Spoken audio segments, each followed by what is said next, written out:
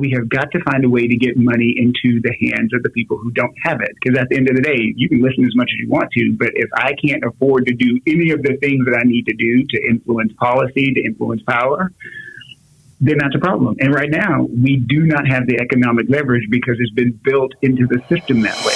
Don't be sitting down, king without a crown. No time for hesitation. If I slip, I won't rebound. Look in life and notice I control my own fate. Disappointment stumbles in. How much can my soul take? But I'm doing this for more than me. Live my life accordingly. Know the bigger picture is depicted through the worth I bring. Back to my people, pose a challenge, we can make it. Prefer a dream catching over all the dream chasing. Welcome to Ideas for the Open-Minded TeeCast. Here we're going to explore social issues with unique people and perspectives through productive and responsible conversation to promote good ideas. Our guests and our listeners are people with open minds and open ears who want to learn from others so that we can make this world a better place. So let's do this. Teaching full school rather than picking the ones we can't build on. Today's guest is a great friend of mine, Dr. Brian Dixon, who's made a career by helping others, normalizing conversations around mental health, and speaking about U.S. healthcare reform. He's been featured in Fort Worth Magazine's 40 Under 40 and was named one of the top docs by both 360 West and Fort Worth Magazine. He's the owner and lead psychiatrist at Progressive Psychiatry and the founder of multiple other businesses and nonprofit projects across Fort Worth. The man gets his hands dirty. He's a politician, he's an entrepreneur, he's a doctor. He's not just well-intended. He does put his money and his actions where his mouth is. We're now going to join Dr. Dixon in our conversation that I launched with a question regarding the protests following George Floyd's murder by a white police officer. I wanted to get his thoughts on the peaceful protests that have since digressed into some violence in certain areas and see what impact it might have on the effectiveness of the protesting. Yeah. So all I can say, Keegan, is when people are frustrated and hurt, they tend to do things that frustrated and hurt people do, right? So we didn't have looting last week. So obviously they weren't frustrated and hurt then. So what changed between last week and this week? Well, I mean, when you look at social media, when you look at the media, when you see what's happening, people are done. They're kind of pissed off and tired of being ignored. And, you know, there's lots of memes out there and lots of posts about we've done the nonviolent protests. So, you know, Colin Kaepernick has been kneeling for years and nobody says anything, right? So everybody's like, that's not the way to do it. You know, get that son of a bitch off the field. And, you know, we don't pay you we pay you to play. We don't care about your politics, right? Yeah. And nobody listens to him and he's doing it peacefully. Well, you know, now people feel like they don't have another option because the peaceful way didn't work. So I don't know that there's a good answer for any of that, but I could see where their frustration comes from. It's fascinating to me, especially when you bring up Kaepernick, because I was looking at a friend's post who I think he just retweeted LeBron James' thing where the picture of Kaepernick kneeling and he says, you know, the caption was something like, "This is why, now do you get it?" And he got all kinds of responses that frustrated the devil out of me because, you know, there were people chiming in saying, this is an entirely different issue. You know, that's about the military, or you're totally missing the point. Black on black crime is still worse than anything, and police kill more whites than whatever. Or I'm not going to make a judgment based on a photo, or you know, not all police officers are like this, and blah blah blah. It's like, where did you read that someone said all police officers are this? You know, like I said, it's just a way to dismiss it. It ran the gambit of things that were being said, and it just took me back to the fact that people, and white people mostly, will find any way to be dismissive of a legitimate racism issue, whether it be systemic racism, which this is a product of, or a very specific act or a general act or whatever. So it's a brilliant way for somebody of the white race to say, "Hey, Kaepernick, stop kneeling because that I'm gonna say that means you hate our military and you don't appreciate your freedom." And that's not his point at all. He stated exactly what his point was. So it's just a way for white people to be dismissive of it. And The biggest issue I'm seeing here, and I'd love to hear what you have to say about this, that now that you've got the rioting and the looting and all that kind of stuff, my sense is that it seems to feed into the ability for white people to again dismiss the issue and say, look at that. This is a bunch of criminals. This is what they're doing. This is what they're all about.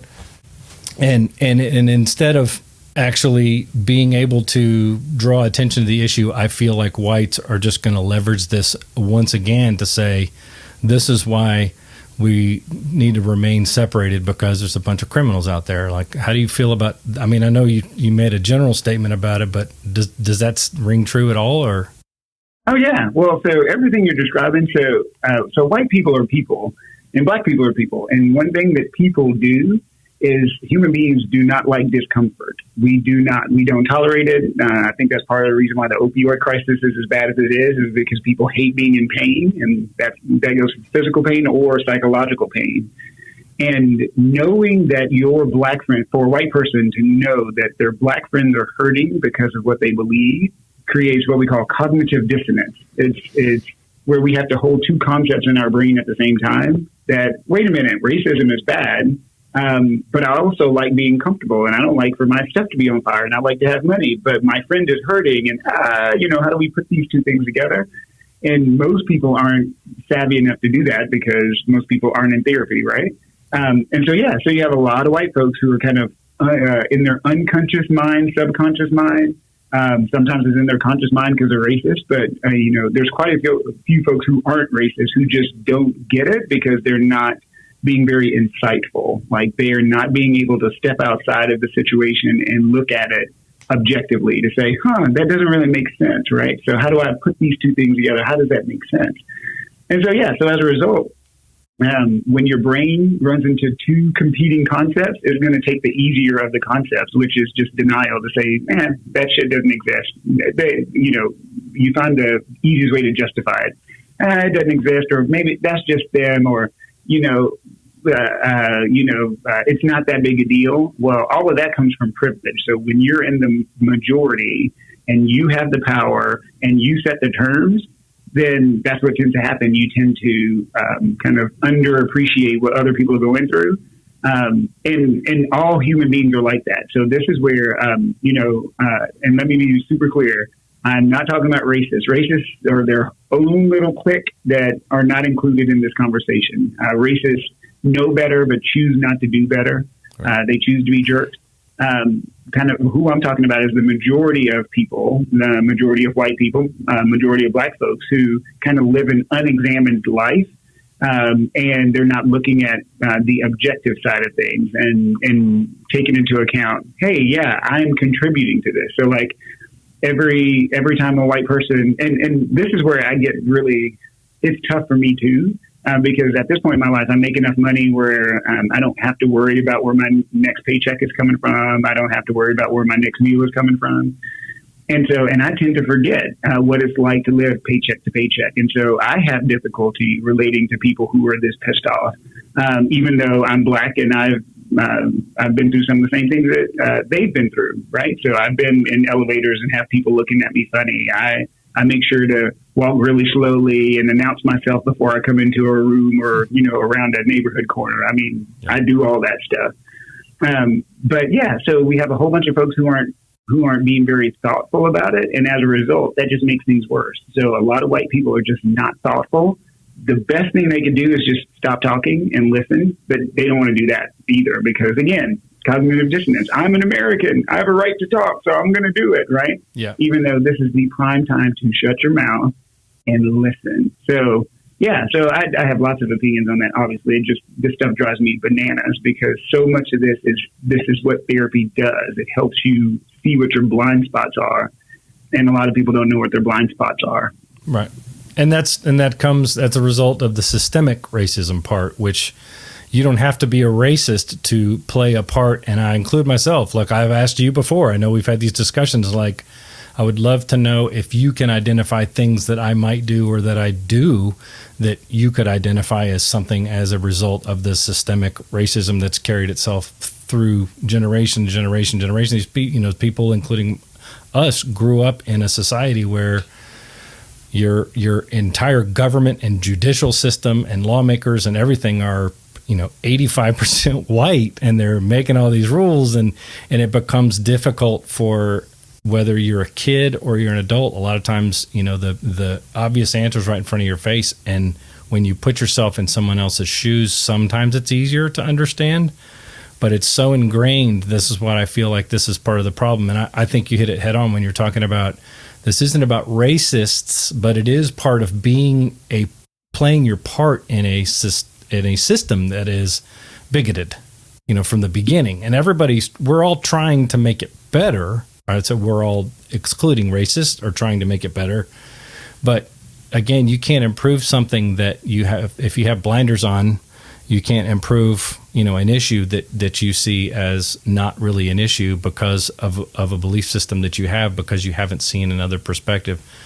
So I'm frustrated by it as well, and I know when things come to a head, I'm kind of in the same boat that you are. I just get more frustrated too, because I know more white people are going to leverage this as ammunition to deflect from the true issue, which occurred. It was an acute issue that everyone wanted attention paid to. I don't know. I'm as frustrated as you are, and it's a little bit more frustrating to see this go down this path, because I worry about what's going to come of it now. I mean, if this issue is just going to get buried and it's going to be a black and white issue now. I mean, there's some of the other posts that I saw of the people insisting it isn't a black and white issue, which is, again, just a matter of missing the entire systemic aspect of it altogether. I mean, especially in police work, where systemic racism is manifest in a twofold way, because you're having to go out and take actions every day that are life-changing actions. So they're a lot alike all the other people, the other white people in particular, but other people that move within this system that don't have to make purposeful decisions every day that could impact someone else's life. So, well, yeah. Well, to me, that's privilege. When you have the ability to block things out, that's privilege. So, I still deal with this. Ever since November the 6th of 2016, every day I've woken up since that day. I think it was November 6th, maybe November 8th. I don't remember, but I feel complicit in the destruction of this country, because by me not exerting my constitutional right to remove someone that I feel is being tyrannical and ridiculous. And the Constitution says, if somebody is being a tyrant, you need to stand up against tyranny. And tyranny meaning you're violating the rights of the people that you're supposed to be protecting, and you're making judgments and you're choosing things for yourself over the desires and the best interests of the folks that you're supposed to be supporting, right? Well, this administration, since its inception, has done that.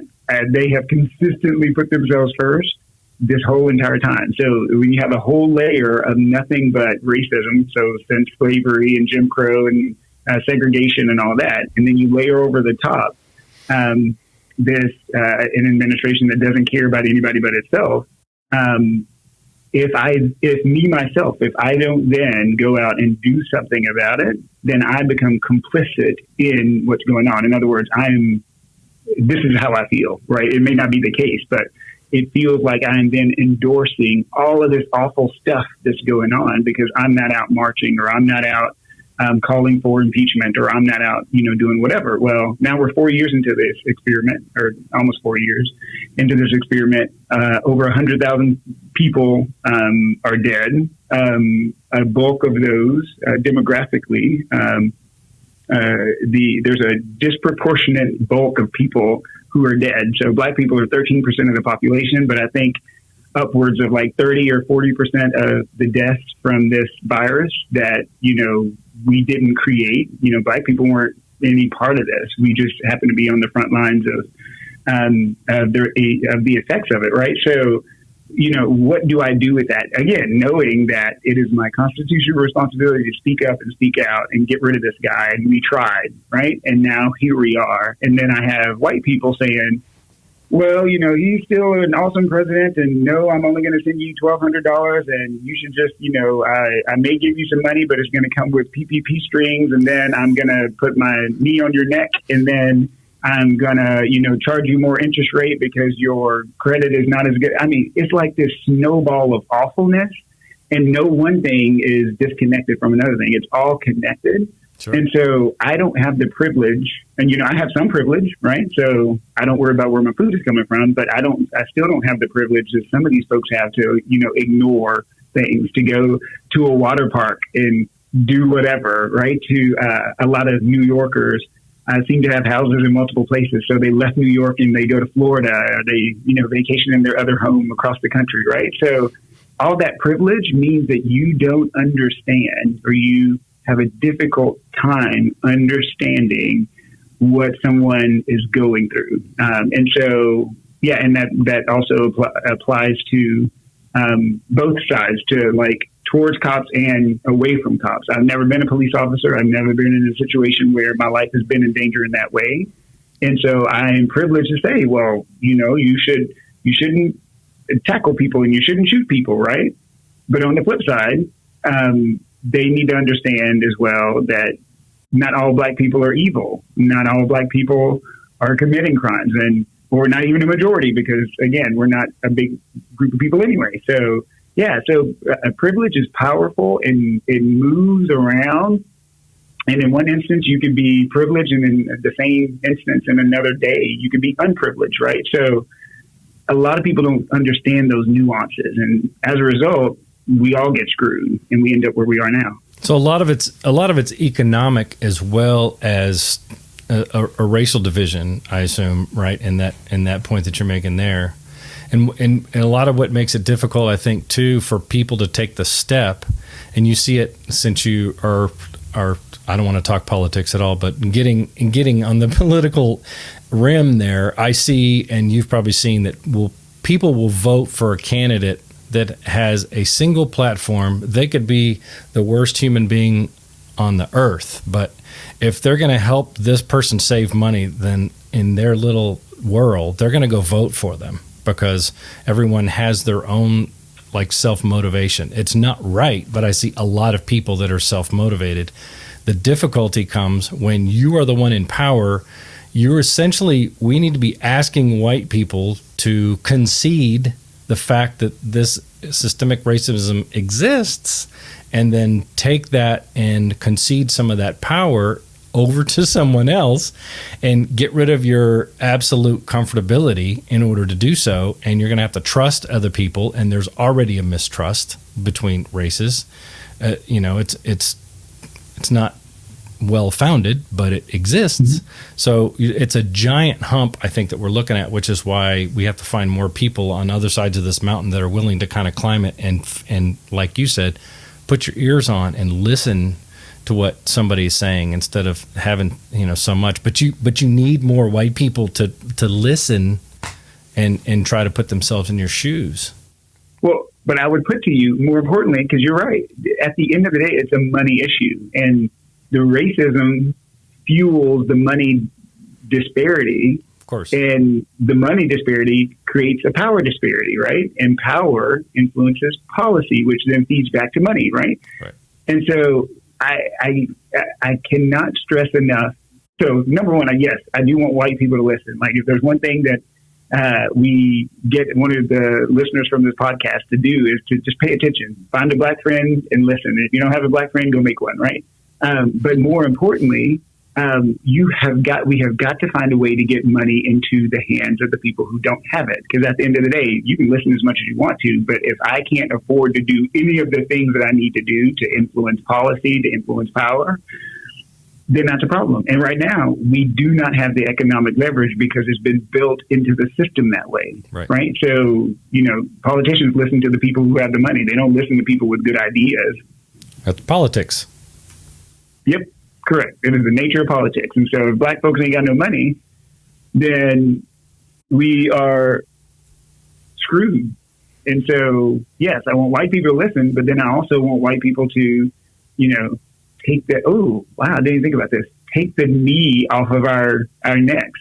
Quit charging us, more for the same damn credit that you give white people, right? So when I look at my mortgage, my mortgage rate, or whatever you call it, loan rate, and I think I'm at 4%, and I'm talking to a friend of mine, and they're like, "Oh my gosh, I'm at like 3.5, and we're thinking about refinancing." And I'm like, so again, they're a doctor, I'm a doctor. What's the difference? Yeah, they may have a double income. So then, in other words, they could afford to pay more in mortgage in percentage, but I'm getting charged more. Now, it may not be exactly racial, but the thing is, it's less money that I have to then turn around and go and invest in all the businesses I'm doing, or hire an intern or whatever. But all of those nuances, nobody ever sees. I just pay more for my credit, and I don't think anything of it. But it's like secretly seeping wealth out of our community. So as a result, at the end of the day, I don't have any money to pay my politicians.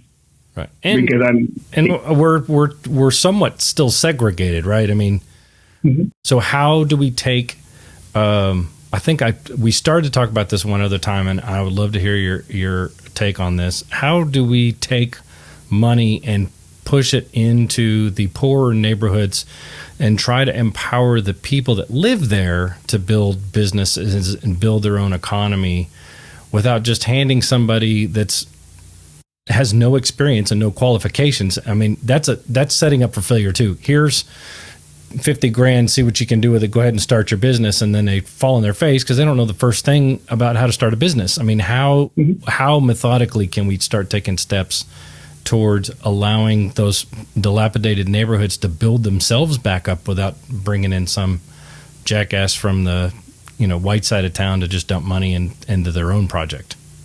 Yeah, that's a great question. So I always like to teach about the neurobiology of things, right? So I'm not a neuroscientist, I'm a psychiatrist. And again, nothing I'm saying should be construed as medical advice. Go see your doctor if you have questions about that stuff. So when it comes to the neurobiology, dopamine is king. So dopamine is awesome. It's a brain chemical that helps you feel good. And so if you're in a place of starvation, and you've been starved for a long, long time, and somebody brings you a chocolate bar, it's going to release a ton of dopamine, and your automatic response is going to be to get more of that chocolate. Well, both of us know that if you eat chocolate all the time, that's a bad thing, right? It's that same idea with being starved for cash. Like if you don't have any money and you get a whole big lump sum of money from nowhere, you're going to have an issue managing it. And that's why a lot of like lottery winners end up, getting screwed over because they're not ready for a windfall. I'm not talking about a huge economic shift. Like I don't need you to come and bring, to give me all of your money. That's not what I'm saying. And again, I'm still trying to think through this concept. So it should not be like, here's a blank check, because again, neurobiologically, for white folks, black folks, Latinx folks, it doesn't matter who you are. If you do that, your neurobiology, you're going to release dopamine and you're going to be more hooked. You're going to get a different type of behavioral response. So it doesn't need to be a windfall. It just needs to be more, rich. It needs to be more, I don't know. And I don't know what that percentage is. I'm sure there's a neuroscientist that has some hypothesis. Like there's that, I don't know if you heard the hypothesis of about happiness, like money and happiness. Like right now, the ideal salary per year for happiness is $75,000. And anything above that, and you tend to have an issue. Anything below that, you can't, take time off to enjoy life. So somewhere around 75,000 is that bliss point in a sense. And it's that same thing in our communities, for black communities. So number one, remove the knee from our neck. So quit charging us so much for credit. And then number two, start to actually give us access to money or give us money, but not a windfall. That's a bad idea. A blank check is a bad idea. What about EDU? What about, are there education programs that you feel like are comparable to things that you would see on, in the environment that you're in now? I mean, obviously you've made a success of yourself, and if you needed to get yourself some CE training or something, you could get some fantastic training in terms of building a business or learning how to manage a real estate business, on a small level, or any any small level business, is there some kind of way that we could integrate that along with the money? So that my concern again is it's another way. If someone were to say, all right, I hear what you're saying, I'll tell you what, here's the money, go do what you do, and they fail, then that will be another nail driven. I mean, white people fail in business all the time, have no experience.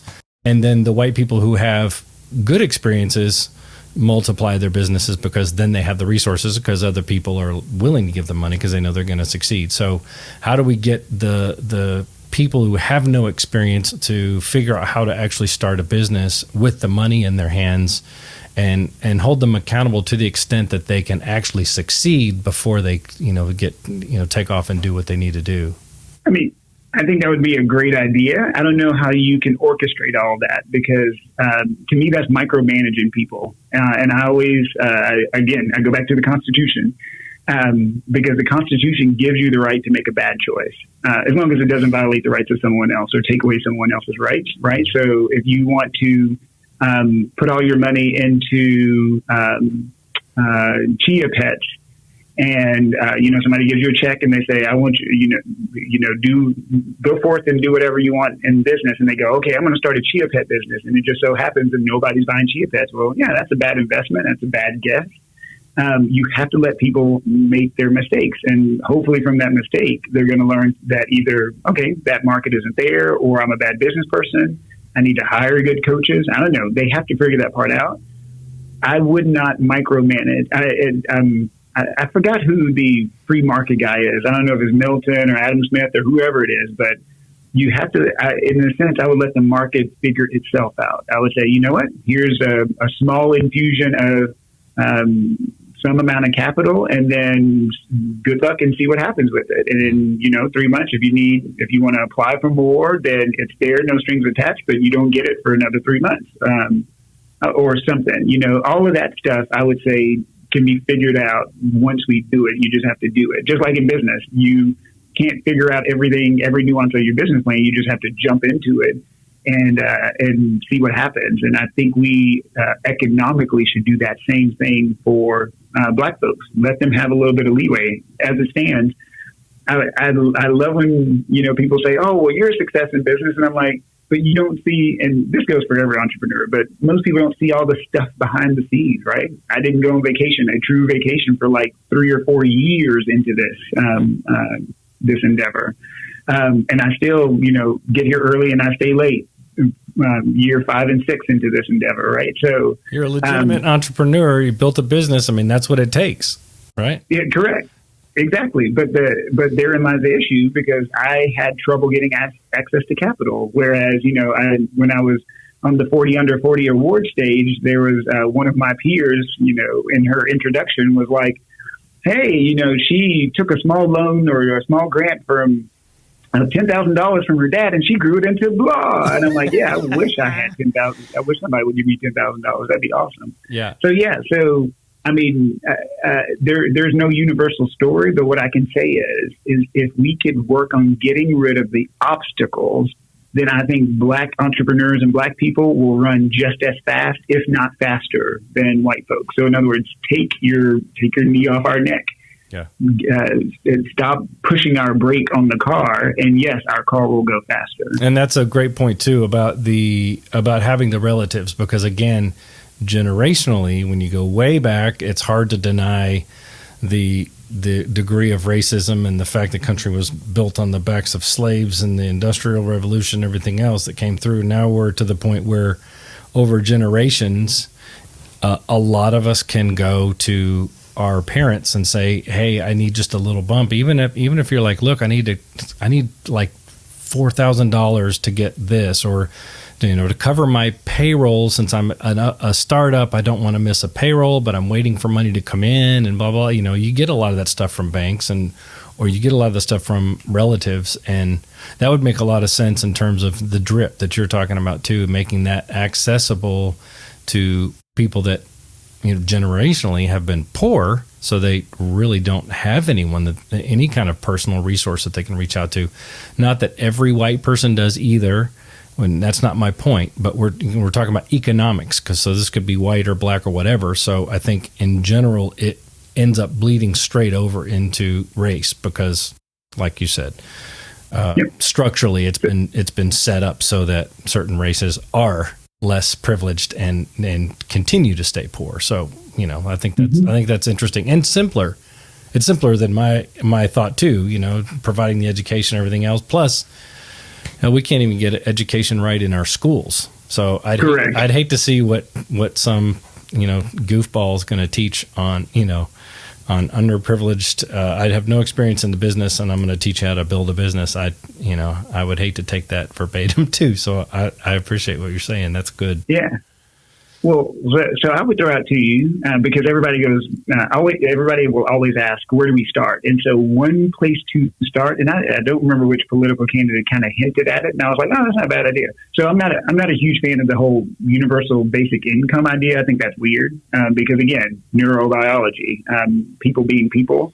If you start just giving them money, everything, well, that's a whole nother subject for another day. Yeah. But what I do think would be helpful is we know where the black businesses are, because in order to do a business, generally you have to be licensed with the state. Now, you may not be banked with a bank, but generally you have to have some form of a license. And so, and that would generally kind of be small to medium / medium businesses. I think there may be some black owned Fortune 500 companies, but I don't know what they are. But So what I would put to you is, if we started anywhere, I would start with finding money, taking money, taxes or otherwise, and eliminating the debt for small, medium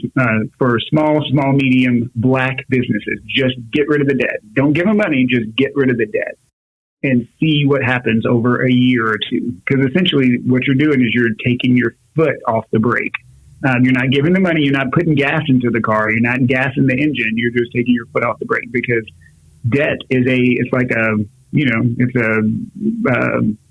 a brick around our neck, and it weighs us down. And when I started my company, I think I at least made $50,000 worth of errors over the last 3 to 4 years, because I would either hire somebody that didn't work out, or I'd invest in something that wouldn't work out right. And because I'm black, I don't have the financial wiggle room. And so as a result, I have to go take out more credit at a high interest rate, and that just bogs me down even more, right? So if somebody wanted to do something right now, it's calculate what it would take, and I'm sure it'd probably be, I don't know, maybe $100 billion across America, and you wipe out the current debt of every small and medium black-owned business, and then see what happens. And that wouldn't include the people who are hustling, selling cigarettes, or selling candy on the street corner. They're not the folks that we're trying to get them to scale. It's the folks who've been in business, and they're, the barbers who are wanting to expand, and they had to take out a loan to build out their booth and that sort of thing. A lot of what the PPP did. I mean, there's a lot of businesses out there that couldn't capitalize because they haven't been paying their taxes, and they haven't been, if you don't have your house in order, then you're not going to get this free money. And so, yeah, I like that idea too. You're taking people it's a struggle to build a business. It's a struggle for whoever, especially starting from the ground up. So, and I can attest to that too. I mean, 50,000 is a low number for the number of mistakes that I made, and am just fortunate to still even be in business. And, I'm not comparing myself to anyone else, but I know as much as anybody how difficult it is, and started out as, some kind of grunt operator that started a business and then just buried my head in business books and learned how to do it. It wasn't like that's, been my goal for my whole life. So, and that's the best kind. Those are the entrepreneurs that we're looking for. We don't necessarily need a freshly graduated, master degree, collegiate business person to launch every startup. So I love the idea. I think you would get an immense amount of pushback, because, again, the same issue would exist where people would say, well, look, I'm a white guy, and I don't have parents with money either, and I don't have this opportunity, and this is reverse racism or whatever, even though there's no actual power in such a term. But it would splay all kinds of dissonance for sure. And you're right, they would. I always have to remind folks, even though, I think black culture has a really big influence. Like, people know hip hop, they know rap, they know the renegade dance and all the other things we do as a black culture, right? And they appreciate it. Our influence kind of is out of proportion to our number. So even though, we're big in culture, we're only 12% of the population and falling, right? So at the end of the day, and as horrible as it sounds, if every white person just decided to ignore every black person, and every white person voted, then we wouldn't have, you could do whatever you wanted to. You can make whatever policy you wanted to. You could, so in a sense, as terrible as it sounds, we're here kind of by somebody's grace, because if white folks were out there act together and they truly hated black people, we'd be screwed, right? So all of that is to say, if a white person is like, oh, that's reverse racism, well, you can't really be racist when it's not reverse. Like, I don't know that a black person can really truly be racist because they don't have any power. So it wouldn't matter. Like, I don't like white folks. And the white person would just go, oh, okay, fine, whatever. They can discriminate. Yeah. They can discriminate, or you could take a one-off in an office setting or something like that and use discrimination. But unless societally you have the power, there's no such thing as reverse racism. Correct. Yeah, I think that's a great way of putting it. You can be discriminatory. Yeah, you can discriminate, but the racist thing only comes if you are in the majority. Right. And, discrimination's not good either. Nobody's trying to detract from that. Look, everyone has a specific instance, and unfortunately we can't address every specific instance, which is why we would get pushback trying to feed the lower income economy, and you'd have other people cry because, again, they want to move the focus back away from that, subconsciously or consciously. But most people, honestly, subconsciously, they're just defensive about their position because they're in the catbird seat comparatively. And why would you want to give that up for no reason?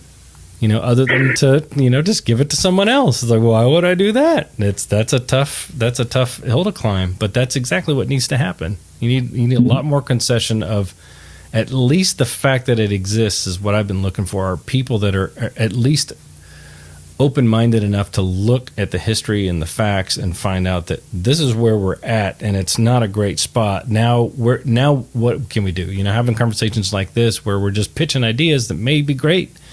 They may fall on their face, but the fact is all races are coming together to try to find a solution based on the fact that we recognize and acknowledge that there is a racism issue. There's a systemic issue here in the country.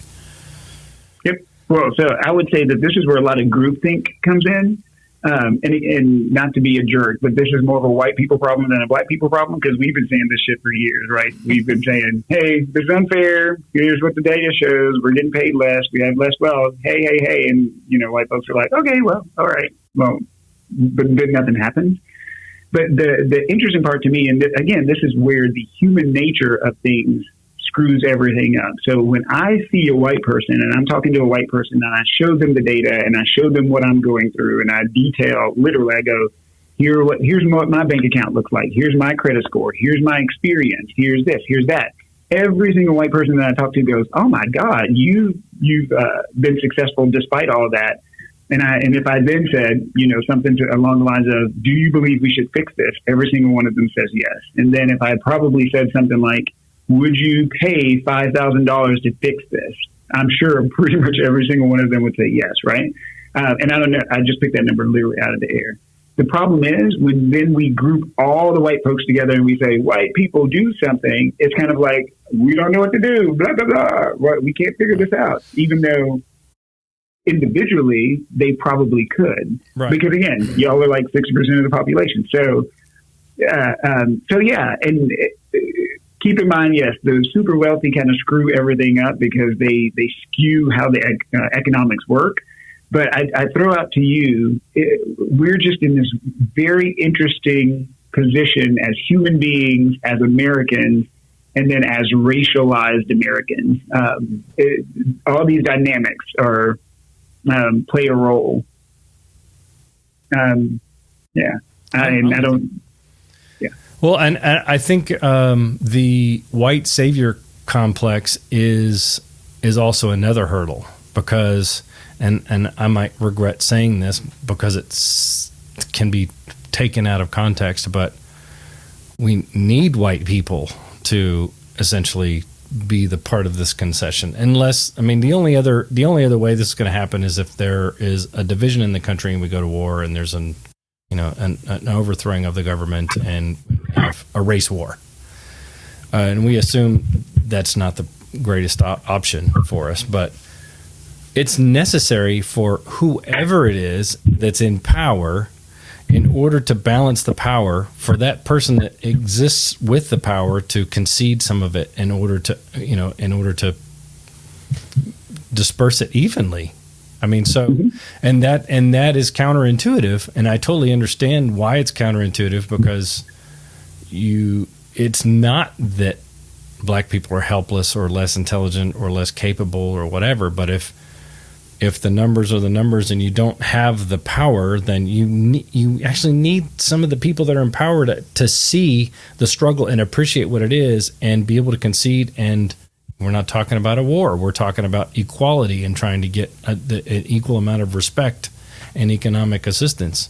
So that's what we would also need, is to draw attention to the people that hold that power, get attention from your boss and say, look, this is my situation. And then the appreciation comes when your boss actually has some of that empathy and just says, I now I can see at least what you're going through, and let me try to take some steps in order to make this even. Well, but I think one of the issues is that there is no such thing as a little power, right? So power is such a huge intoxicant because remember, it releases a lot of dopamine. When you feel powerful, even a little bit, it's a huge jolt to your brain.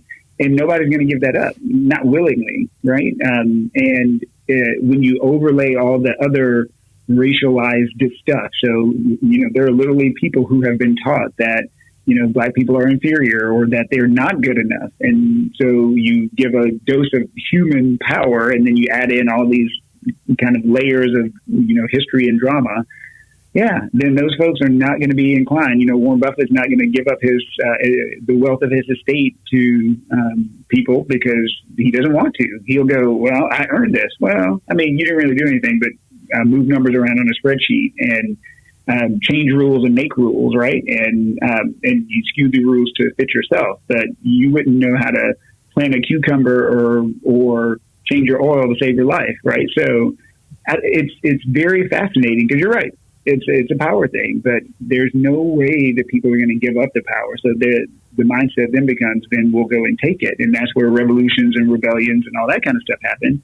Not the most efficient way of getting shit done, nor the safest way, but human nature being what it is, people just don't willingly give up the keys to their house unless they truly follow the words of Jesus. And we know how that goes. So, yeah, I don't know. I don't see a good way out of this unless either the people in power give up their power, or people go and take it. And and I don't think it's going to be, I don't want to crystal ball anything. It's just that the people in power don't tend to listen to cogent, valid arguments, because if that was the case, we would have been out of this a long time ago. Yeah. So I think that's a human thing. And I could be wrong, too. It could be strictly a white thing, but I think it's a human thing. And I think it's because the whites have the power, it ends up being a white thing where, whites are the most accountable now because they have the governmental and lawmaking powers and the monetary power. And again, you don't want to enable somebody either, because that's not healthy. So, that teach a man to fish thing, right? So, honestly, I think the best way to do it is that all of this work has to be very nuanced and it has to be individualized. And the best way to individualize care is to have a therapist. I think we need like 100 million therapists or not 100 million, but, 50 million. I don't know. But, people who can sit and work with people one-on-one to help them learn about themselves, learn what you like, learn what you don't like, learn what your defense mechanisms are. Treat your trauma, right? Because everybody now, especially black folks, we've all been traumatized and we continue to be traumatized. And as part of being traumatized, you tend to be kind of hyper reactive. So you're hyper aware of bad, or you're hyper vigilant. You're thinking that bad things are always going to happen. Oftentimes they do. But you also your body systems don't work very well because they're in overdrive all the time. I can't remember the name of the person who coined the term, but it's called weathering. It's basically what happens when for Black people, when they get these microaggressions and these micro traumas continue to happen all the time, and it just wears you down over the course of decades, and then you pass those genes on to your kids, and then they basically come out already stressed, and then they weather further, and then they have kids, and then the cycle just repeats itself. Of course. And so as a result, we're less healthy, we're less likely to be able to be flexible, and when stress happens, like COVID or otherwise, we tend to succumb to those things a lot easier. So that's a theory. Nobody has absolutely proven all that. But yeah, I mean, I love being a Black person. I think our culture is awesome. But the racism that is kind of kicking up, especially recently, has just it's exhausting. Yeah, I would agree. And hopefully we can take some steps forward. It's going to be interesting to watch this particular thing with George Floyd unfold and see, because now we're continuing to have some of the rioting and the looting and stuff, and the jackass was arrested yesterday, so I'm really interested to see kind of where this is leading. And this was begat from a heinous event that a white law enforcement officer took upon a Black arrestee, and that is still where the focus needs to stay. It's just going to be difficult to do that with a lot of the jackassery going on. It's like I said, whites are gonna leverage that as an excuse to say, well, this is why all this stuff happens, and deflect once again.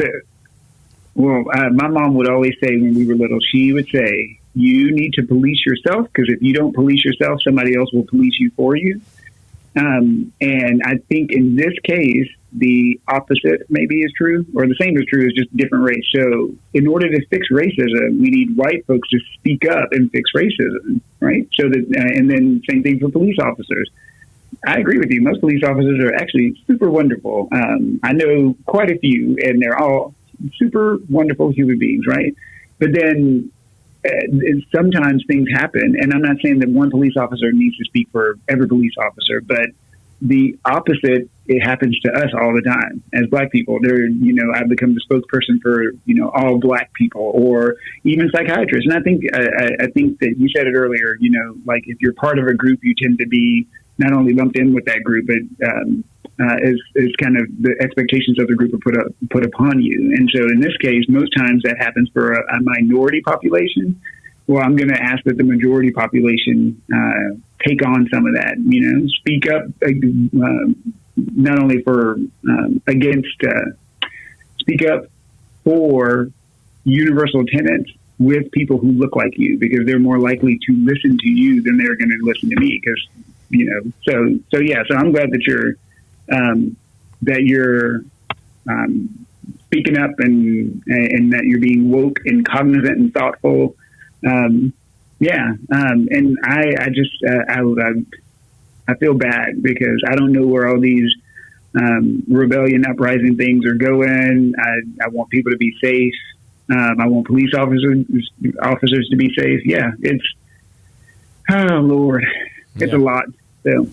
Yeah, it's a lot, and it is kind of a goal of mine to try to dispel all the, well, not dispel it, because it actually is true. Again, like you take the police example, you could be friends with a couple of police officers. They seem, to be very agreeable and friendly and everything else. When something happens with a police officer, their first tendency is to defend the actions of the police officer. It's just natural, and I think we find that also in the Black community, which is why things like this need to be more about your ears than your mouth in a lot of those cases, because things are what they are, and there are instances where police officers doing the right thing, and it could be misconstrued as something of a racist act, and and the other way around. But the protectiveness, regardless of the facts, is another thing we need to get around and find more people that are willing to say, I want to look at this for what it is and appreciate that we need to make changes based on this. And I think with law enforcement, that's been something through the years. I don't think it has to do with race as much as just being a law enforcement officer. It's kind of a community, and but it doesn't. It actually makes it worse. It makes the relationships with your community worse to be protective or defensive of police officers that make idiotic decisions. So, or in this case, murderous decisions. I agree. You're always a wealth of wisdom, and I always learn so much from you. So I can't wait till we can actually sit down over coffee again, or a whiskey again, or whatever. If you want to do I'll figure out maybe the next time we'll do a distance podcast. We can come over somewhere, or and we'll sit at a distance and run a camera or something like that. We can do it, without still do it safely. I love it. Yeah, no, I think that sounds awesome. You are a whiz at these things, and I'm super glad that you wanted to include me. So I will talk to you later. All right, take care, Brian. See you, man. All right, many a fool can a kingdom rule, as long as they don't look back. Now it's pretty cool what you learned in school. It's hard work over facts. Freedom, you gotta get freedom. Welcome to the sun. Who don't be sitting down. Yep. Happily do this for those before and after me, trying to pass the baton forward like I'm athletes. Took mine and ran with it, now I'm thinking about the next generation. Give them a platform for progress. Butterfly effect, coming live and direct. Ain't no telling how our decisions will manifest. I ain't crying for help, I can do this on my own. Set my bread, build my wealth, and bring it back.